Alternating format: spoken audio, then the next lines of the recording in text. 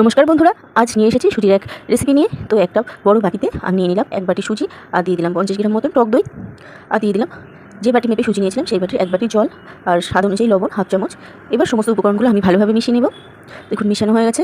এবার এটা আমি 10 থেকে 15 মিনিট মতো রেস্টে দেবো। 15 মিনিট পরে দেখুন সুজিটা ফুলে ডবল হয়ে গেছে।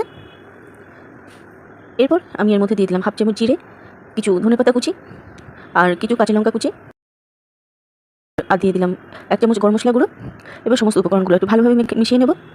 তো বন্ধুরা, এই রেসিপির নাম দিয়েছি আমি সুজির অমলেট। আপনি এটা সকালের ব্রেকফাস্ট বা বাচ্চাদের স্কুলের টিফিনেও এটা দিয়ে দিতে পারেন। 5 মিনিটেই ঝটপট তৈরি হয়ে যাবে। তো বন্ধুরা, এখানে আপনারা একটু বেসনও ব্যবহার করতে পারেন।